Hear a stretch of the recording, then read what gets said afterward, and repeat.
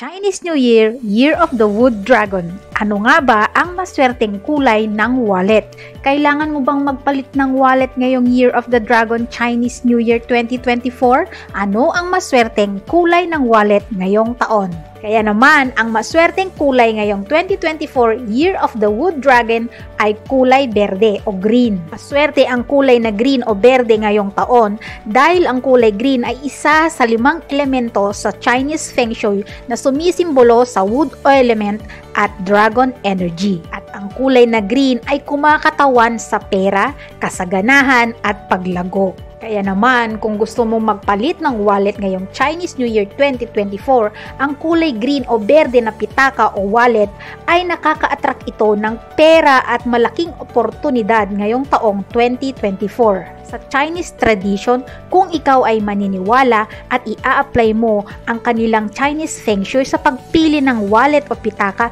maaari kang maka-attract ng kasaganaan at kayamanan at maraming pera, lalong-lalo na ngayong Chinese New Year, ngayong Year of the Dragon. At ang Wood Dragon ay mayroong powerful sign o sinyales na nakapagbibigay ng swerte at kasaganaan. At sa Chinese, kung ikaw ay pipili at i-feng shui mo ng magandang feng shui ang pagpili ng wallet, ang piliin mong wallet na kulay ay kulay green ngayong taon. At sa pagpili ng isang maswerteng wallet sa feng shui, kailangan i-consider ang pagpili na naaayon sa quality katulad ng leather, fabric at vegan leather. At idagdag sa pagpili ng isang wallet, maaaring mayroon itong logo na green sa zipper o sa lining ng isang wallet. Ngunit ang pinakamahalagang bagay na kailangan mong i-consider sa pagpili ng maswerteng wallet ngayong taong 2024, Year of the Wood Dragon, ay ang kanyang kulay na berde. At kailan nga ba ang maswerteng pagpapalit ng bagong wallet sa Chinese New Year?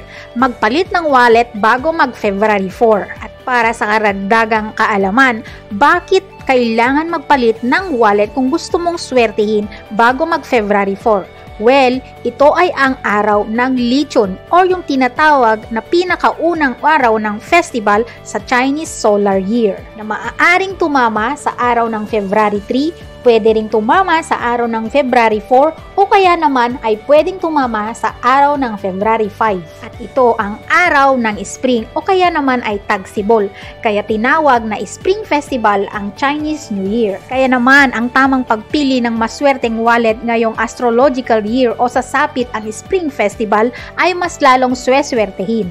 At idagdag mo din ang pag-feng shui ng maswerteng wallet ay ang pag-organize at malinis na wallet.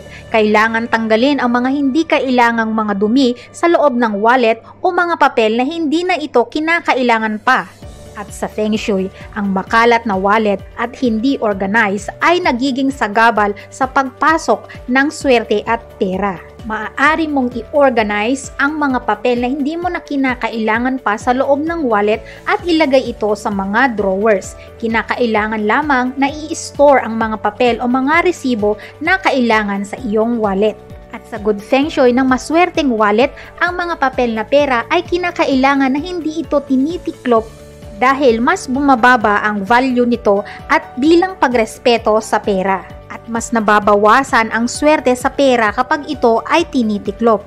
Maaari itong i-arrange at maaaring ayusin ang papel na pera ayon sa pagkasunod-sunod dahil mas maswerte ito. At sa Feng Shui, ang mga coins ay mas maswerte kung sila ay organized din at hindi ito naghahalo-halo.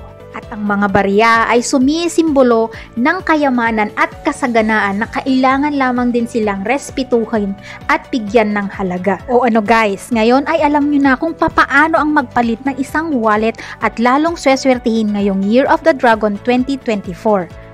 At syempre, hindi tayo sweswertihin kung hindi natin ito sasabayan ng pagsusumikap at paniniwala syempre. Dahil walang swerte na papasok kung tayo ay tatamad-tamad. At ang content na ito ay gabay lamang natin sa pang-araw-araw nating pamumuhay at kung papaano tayo pumili ng mas maswerteng wallets. At kung paano natin itrato at irespeto ang laman ng ating mga wallet na kung saan ang pera ang pinakamahalagang laman ng ating wallet na magbibigay sa atin sa pang-araw-araw na pangangailangan natin.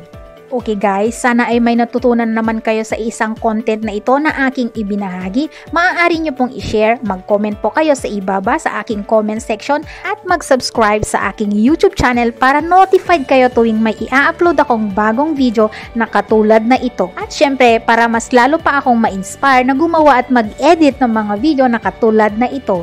Ako nga po pala ulit si Mommy Love, Domestic Helper, Hong Kong. Bye-bye!